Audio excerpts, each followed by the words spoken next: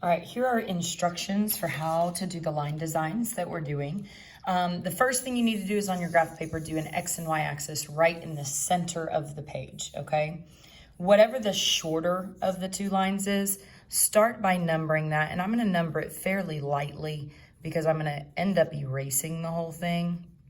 And this is, I'm just trying to see how far out I can go. So I'm gonna stop at 16. I think you could go to 17 and put one right on the edge, but I'm not going to for this. When you go to do the Y axis, you're gonna start backwards. You're gonna start with the 16 and then number your way all the way back down to 1. Okay, so 11, 10, 9, 8, 7, 6, 5, 4, 3, 2, 1. And I probably should have started with what we're actually doing here.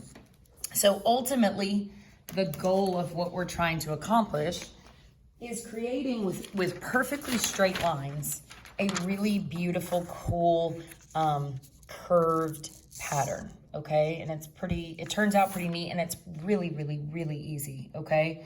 And so then you start getting into you can start getting really creative with it and add all kinds of decoration and additional stuff. But the process is actually really, really simple to do. So we start with 2 lines, okay?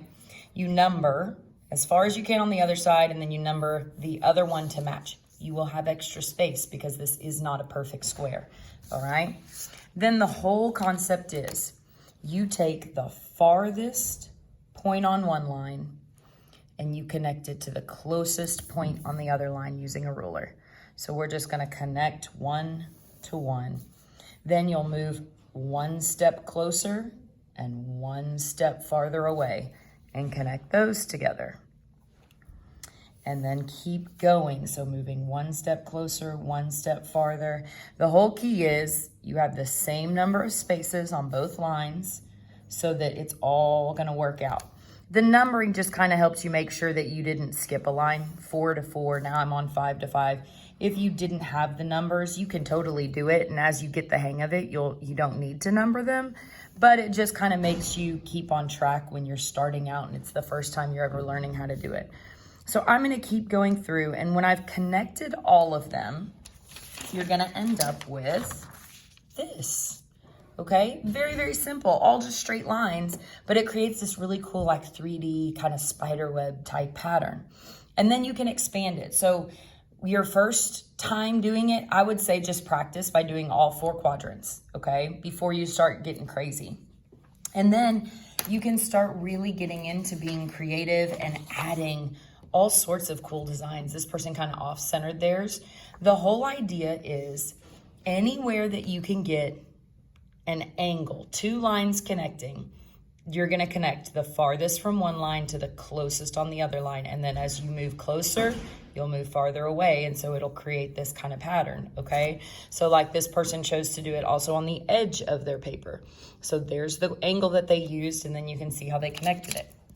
I had some really start to get creative and started saying, okay, instead of all 90-degree angles, I'm gonna do some 45-degree angles in here. So this looks really complicated, but really if you look, each of these is a separate kind of repeat of the same activity. So they actually did this 1, 2, 3, 4, 5, 6, 7, 8 different times to create this image. So anywhere you can go, 2 lines that are making an angle, connect the farthest spot on one to the closest spot on the other, and then just make your way until you're doing the closest one to the farthest one, okay? And it's just, it's yours to get creative with and do fun. It will be a grade. There are lots of examples that I have, and so I will make sure that those are available to you so you can see. This person did, if you look, so they started out with the original 4 quadrants, and then they went back in and added a diagonal one on top of it.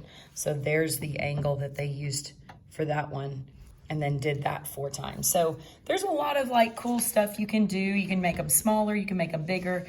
You can space using just the squares, or sometimes you'll see people, let's see if I have one in here somewhere.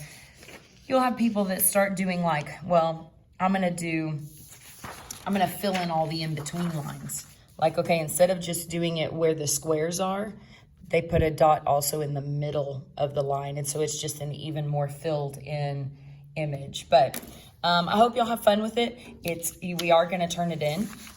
So it's fun, but it's also turning in. So what we're actually doing is we are adjusting slopes and y-intercepts to make a geometric pattern, okay? That is how this connects back to algebra.